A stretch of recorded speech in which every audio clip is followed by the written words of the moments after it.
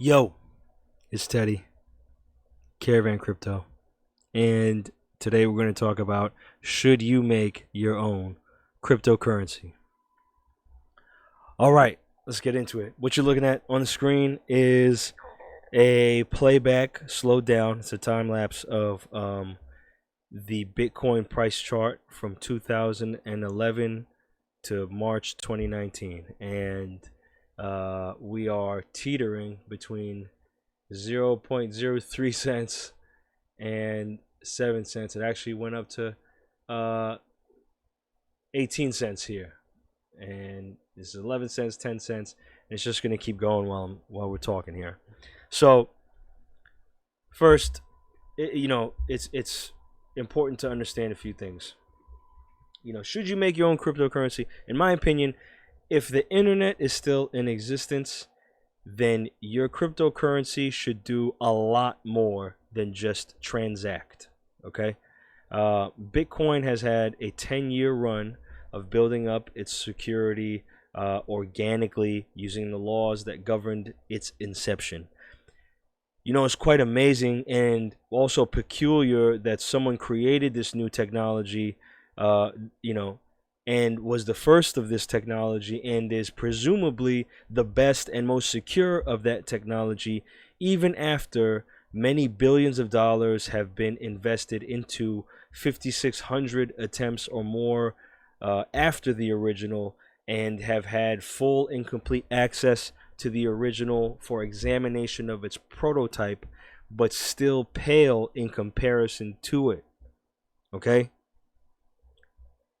There's pretty much nothing that exists anywhere that you could say the same thing about except something like the Earth or some other planet out there. So, in a nutshell, Bitcoin is the first of its kind and still, after 11 years, the best of its kind and has not had to change, its original governing laws, that created it in the last 11 years. It's pretty mind-boggling when you think about it. Whoever Satoshi Nakamoto is, had a tremendous amount of foresight and, did this rather properly, okay? Okay. So, essentially the first cryptocurrency is still to this day the best cryptocurrency. Will it stay like that forever? I don't know. But there is something to note about the mathematics that govern the Bitcoin network, because that too is, in and of itself, a mind-boggling thing. Let's look at the math behind Bitcoin. Okay, so this is a lot. We're not going to cover it all. I'm going to leave this link for you to check out because it's kind of crazy. We're gonna read. We're gonna read a little bit. Okay, let's have a look under the hood. ECDSA is short for Elliptical Curve Digital Signature Algorithm.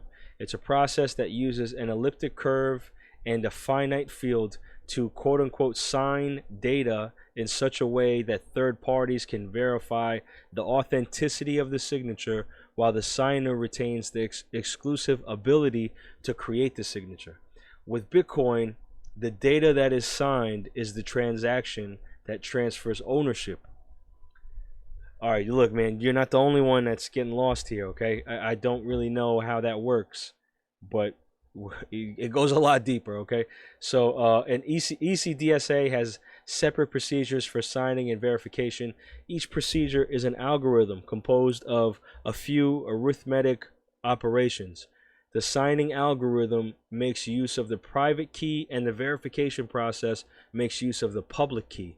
We will show an example of this later. All right, but first, the crash course on elliptic curves and finite fields.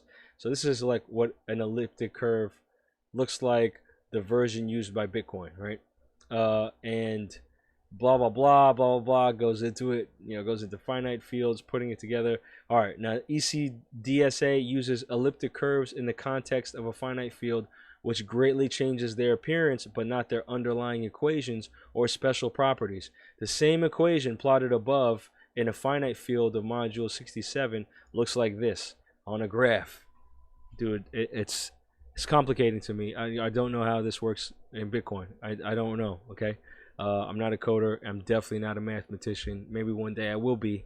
But, anyway, Let's see. We're gonna go to this goes over equations, public keys and private keys. Moving right along, signing data with a public key. Okay. Nope, we're not gonna we're not gonna stop there. We're gonna keep going. Verify that R and S are between 1 and -1. All right, let's break down the point doubling and addition and blah blah blah. Working our way from the inside out. Working out the steps here, putting them together. Whatever, right? Conclusion. For those of you who saw all the equations and skipped to the bottom, what have we just learned? We have developed some intuition about the deep mathematical relationship that exists between public and private keys. We have seen how even in the simplest examples, the math behind the signatures and verification quickly gets complicated, and we can appreciate the enormous complexity which must be involved when the parameters involved are 256-bit numbers. We have seen how the clever application of the simplest mathematical procedures can create the one-way trapdoor functions necessary to preserve the information asymmetry which defines ownership of a Bitcoin. And we have newfound confidence in the robustness of the system, provided that we carefully safeguard the knowledge of our private keys. So in other words, what was just said right there in that paragraph, this is why it is commonly said that Bitcoin is backed by math. All right? Dude, I know it's complicated as hell. Trust me. Yeah, my brain hurts too. I feel you. Now, that's what is undergirding the Bitcoin network, is stuff like that. Okay? Now, let's say you're going to create a cryptocurrency or even a currency, right? Would you create a currency that was built like that? Would you create one that was built like that? Not to say that you can't. I'm sure you could. I'm sure you could find somebody that you could. But when you think of currency, do you think of something like that? Have you put that much thought into the currency? Probably not. And then, the other question is, let's examine some of the moral implications here. What are you creating the currency for? Is it to make value out of thin air? And if that's the reason, is that right? Is that a righteous thing for you to do? Bitcoin started at less than a penny, and because it was a viable currency, people perceived it as valuable because of its characteristics. And it now has a value of $9,000 and climbing. Okay? It started at less than a penny. The Satoshi Nakamoto didn't create Bitcoin and then say Bitcoin is $9,000 a pop. Nah, he put it at the lowest denominator. Satoshi Nakamoto really had Bitcoin have nothing to do with the US dollar. Bitcoin was just Bitcoin. That was it. It's people outside of the network, people in the real world, in the streets, in offices, that are saying, I think Bitcoin is worth this. No, I'm willing to pay this. No, I'm willing to pay that. Or I'm willing to sell it, and blah, blah, blah. That's what's determining the price of Bitcoin, not an entity and not an individual. What good comes from controlling a currency? Is it equitable that a person or group or entity or government should control a currency? People are trading their time and energy for it. The force of life that exists within them that will expire one day is being used to acquire and dispense this currency for daily needs and wants. Is there a good thing that can come from someone controlling the value of that currency? Who among us, who among you is worthy of even contributing to having that kind of power over something that is so consequential? It's quite arrogant to assume that you have that right. You know what I mean? It's quite arrogant to assume that you have the responsibility.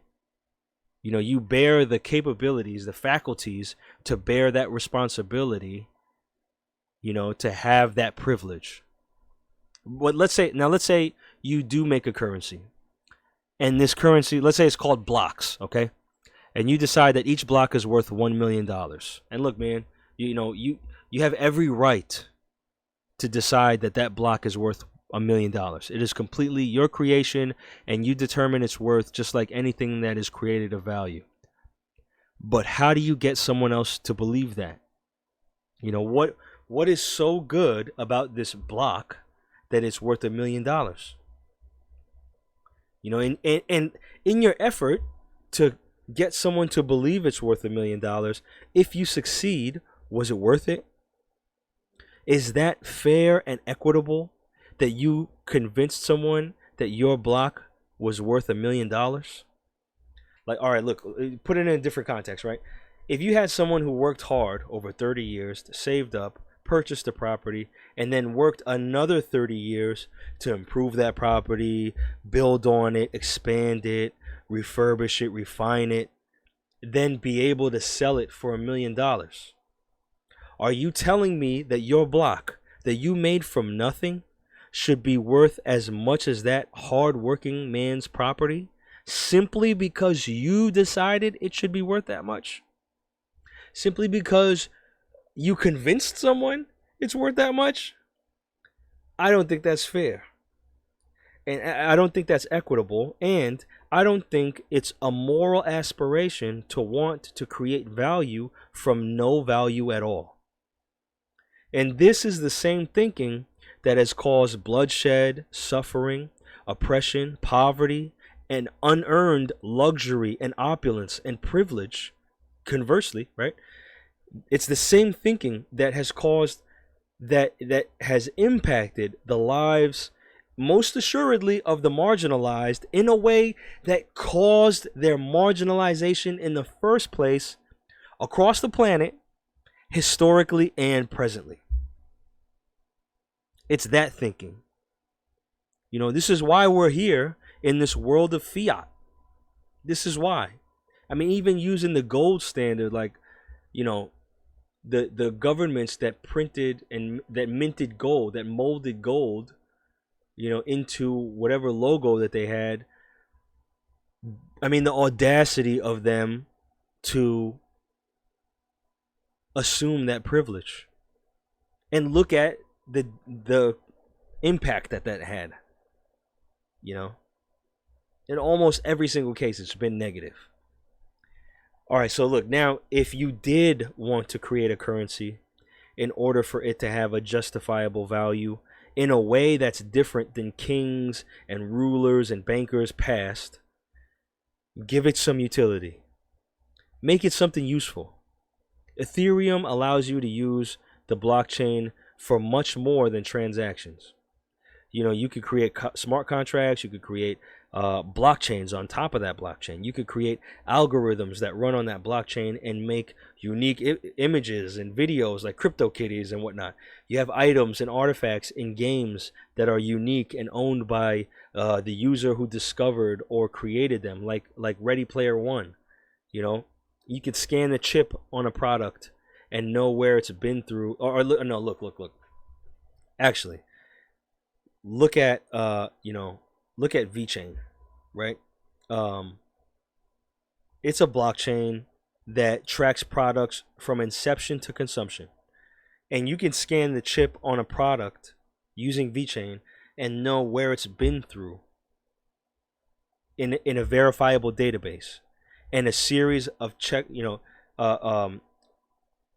it's through a series of checkpoints that are logged by the product's geolocation. Like, imagine knowing when your banana was picked and where it came from and places it's been through, by looking it up on the blockchain. And knowing, because it's an immutable ledger that nobody can manipulate, that nobody can mess with, that that's true. Wherever that it's been, wherever it shows you that it's been, that's true. And having confidence in that. Dude, that's a valuable blockchain. That's a valuable currency. And these are just a few ways that blockchain can be used in ways other than transacting.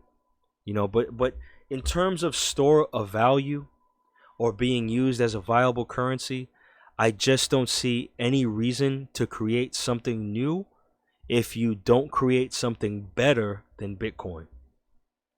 All right, and that's just my opinion. Maybe I might change my mind in a few days or a month or whatever. You know what I mean? Maybe I'll get some new information that would make me see this a little bit differently. But I think some of the questions that I've posed should really, challenge your intentions for making a new currency. And I hope that, in your pursuit of making a new currency, whether it's a cryptocurrency or any kind of currency, in your pursuit of doing that, look down the road at the implications of that, and and look at past examples as as indicators of the potentiality of creating a currency and it actually being adopted. And if you're a government or something, like, you could force its adoption, but what does that mean, and who truly benefits from that?